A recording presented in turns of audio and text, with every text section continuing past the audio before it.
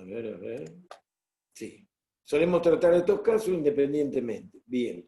Mientras en el ámbito de la literatura una analogía se usa para describir vívidamente con palabras, las analogías científicas se usan con fines aclaratorios. En física pueden determinarse analogías en una variedad de sistemas, por lo que la mención de ellas resulta muy provechosa.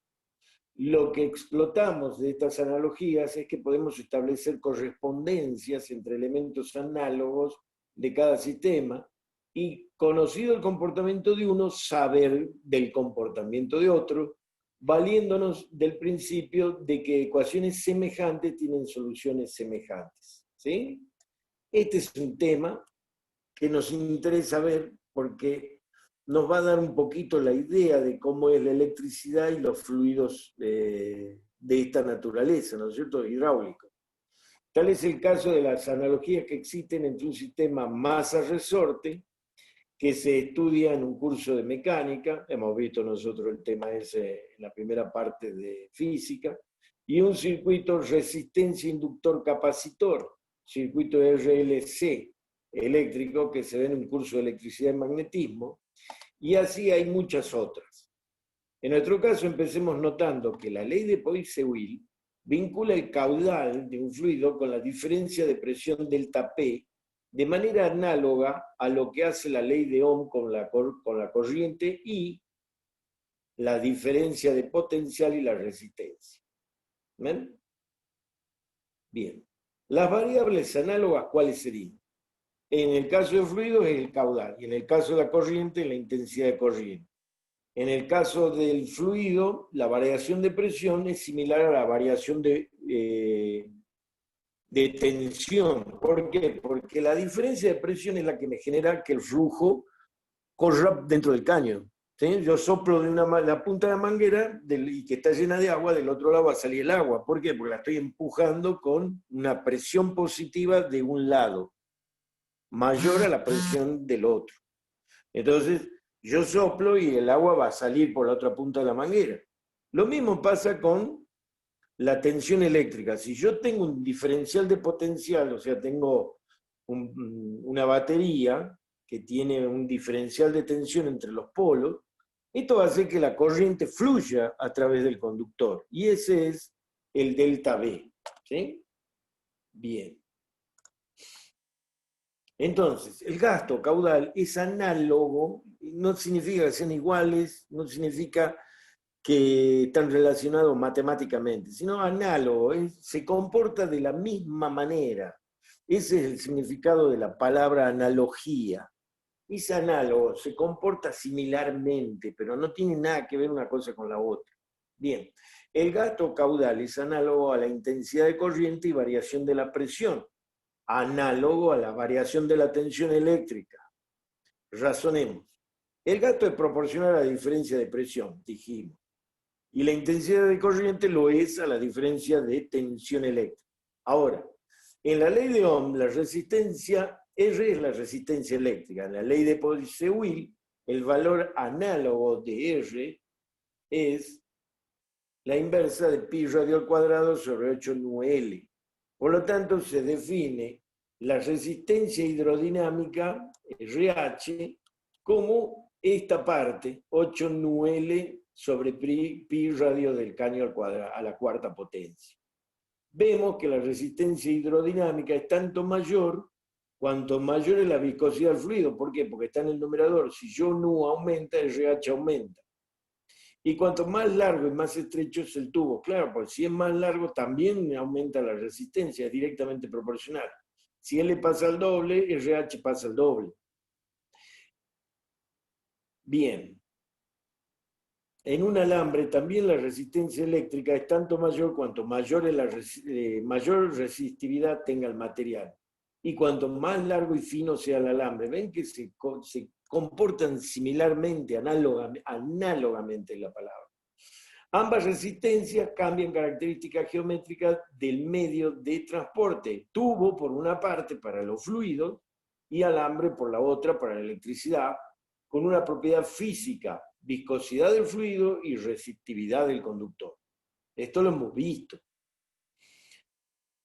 La semejanza de la ley de Poiseuille con la ley de Ohm tiene tal amplitud que podemos extender el análisis a situaciones donde se unen dos o más conductos que transportan fluido. Entonces, recordemos lo que sabemos de las conexiones de dos o más resistencias eléctricas.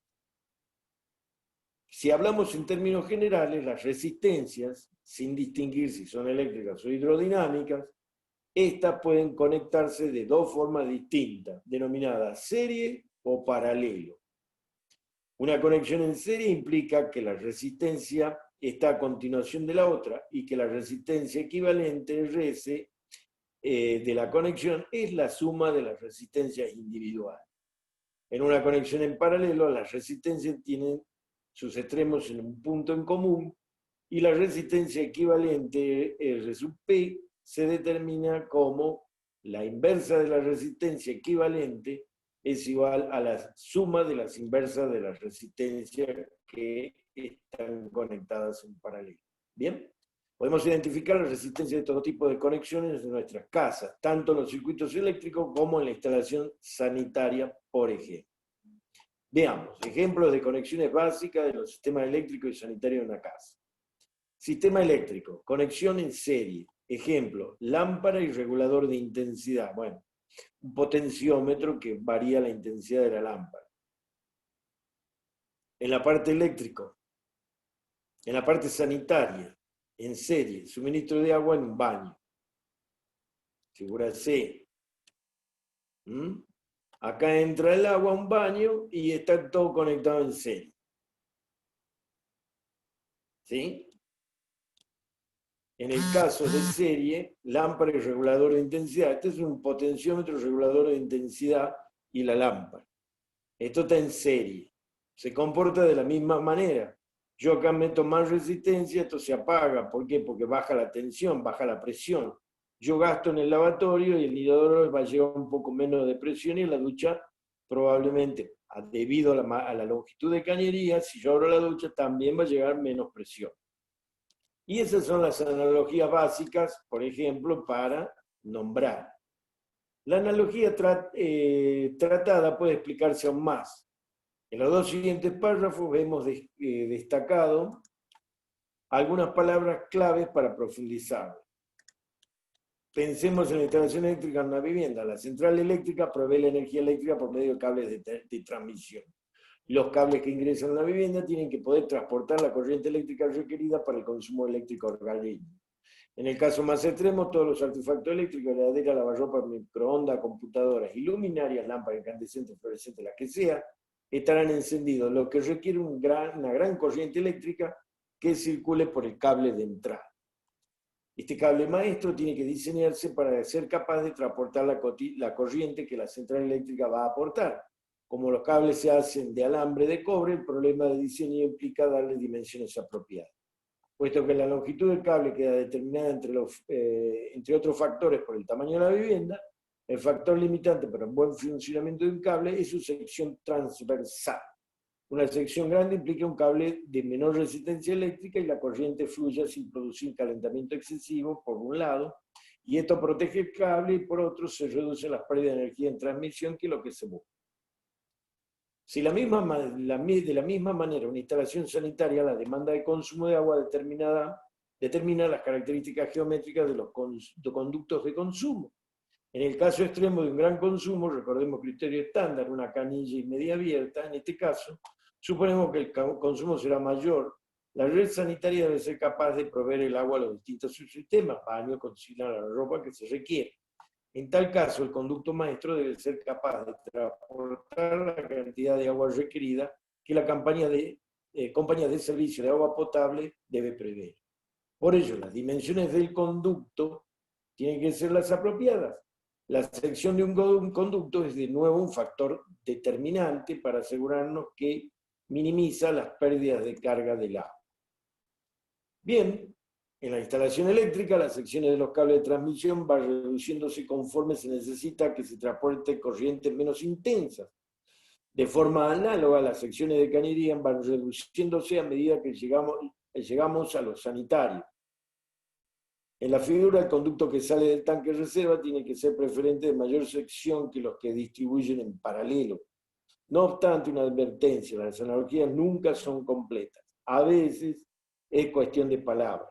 Cuando prendemos la luz en un ambiente decimos que cerramos el interruptor, pero cuando hacemos correr el agua de un lavatorio decimos que abrimos la canilla, o sea, no hay una analogía ahí.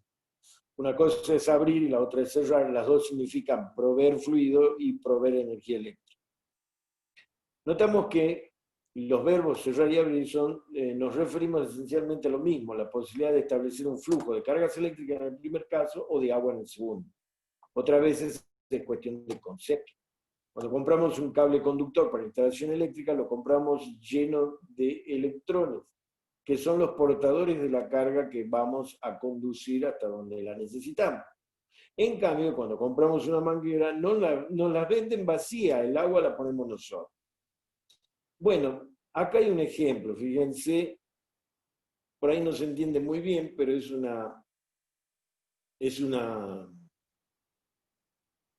dique, este es un dique de tierra, ¿sí? Acá hay agua, atrás, ¿y qué es lo que se puede llegar a determinar con este tema de las analogías?